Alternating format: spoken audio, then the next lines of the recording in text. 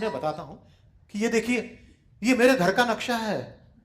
मेरे पूर्व में एक बहुत बड़ा आंगन है, पश्चिम में एक बहुत बड़ा आंगन है, दक्षिण में एक बहुत बड़ा आंगन है और उत्तर दिशा में बहुत बड़ा आंगन है और बीच में मेरा छोटा सा घर है।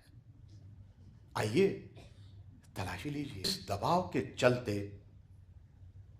10 मई 1937 को मेरी पूर्णतः मुक्तता होती है। रहते काम में आए, इसीलिए मैं तब भी प्रासंगिक था और अब भी प्रासंगिक हूं।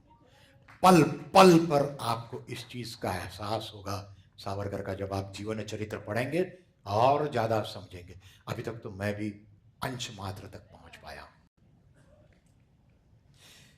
आज फिर 22 जून, दूसरा ऐतिहासिक दिन, 22 जून 1897 और 22 जून 1940 मेरी मुलाकात होती है मेरे घर पर सावरकर सदन में नेताजी सुभाष चंद्र बोस के साथ में, और 1943 में आजाद हिंद फौज की स्थापना हो जाती है। नशा का डोज हमें इतना पिलाया जाता है, इतना पिलाया जाता है, इतना पिलाया जाता है कि हम हमारी आत्मरक्षा करने तक को भूल गए और अभी भी भूले हुए हैं। हम इंतजार करते हैं छत्रपति शिवाजी महाराज दूसरे के घर में पैदा हो, विवेकानंद तीसरे के घर में पैदा हो।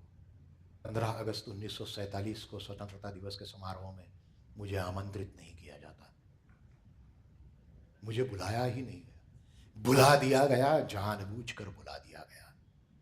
आर्थिक सहायता नहीं मिलती। ये जब गांधी हत्या का जब आरोपी जो पकड़े गए थे उनका छायाचित्र है।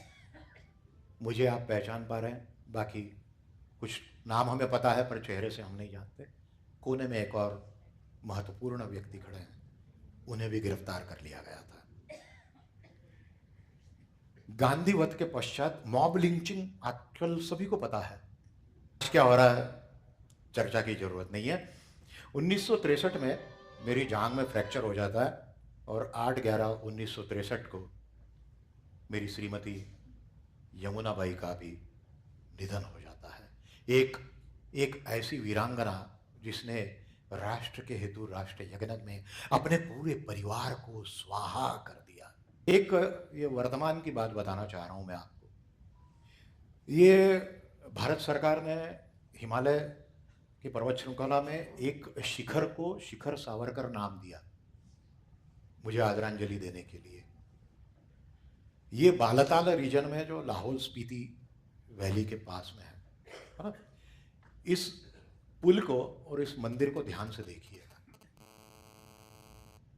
ये देखने की मुझे बहुत इच्छा थी। मैं पिछले वर्ष ही वहां पर गया था, तो मैंने निवेदन किया कि यहाँ पर गाड़ी रुकवा के मेरे को यहाँ पर देखना है शिखर सावरकर का शिलालेख, और स्वाभाविक रूप से फोटो भी लेना। हम वहां पहुंचते हैं। अगला दृश्य देखिए। ये वर्तमान परिस्थिति है। ये मैं खड़ा हूं, यहां पर शिलालेख था, ये शिलालेख के भग्नावशेष पड़े हैं, और ये वही मंदिर और वही पुल है। खाना पीना, दवाई लेना, मैंने सब कुछ बंद कर दिया था। प्रखर पांडित्य, पौरुष और पराक्रम का पुरोधा स्वातंत्र सूर्य अस्त की ओर अग्रसर होने लगा था। मेरी दीप ज्योति धीरे धीरे मंद होने लगी थी। मेरी उपयोगिता समाप्त हो चुकी थी। मैंने अपने आप को एक कमरे में बंद कर लिया और शनै ही मेरा शरीर क्षीण होते गया। और आखिर वो दिन आ ही गया जब मुझे स्वर्गारोहण पर जाना था, और वो दिन था 26 फरवरी 1966 सवेरे 11:10 पर मैं चीर समाधि में लीन हो चुका था।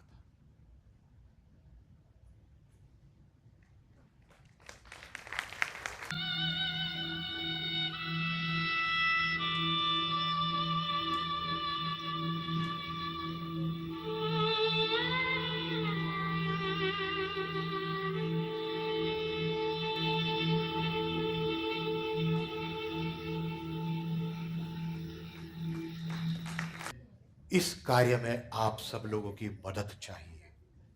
ये राष्ट्रोत्थान अभियान है और मैं सभी को सादर नमन करके निवेदन करता हूँ कि इस कार्य को आगे बढ़ाने के लिए इस व्याख्यान का आयोजन अपने रहिवासी क्षेत्रों में, परिचितों में, मित्रों में कीजिए और मुझे सहयोग दीजिए।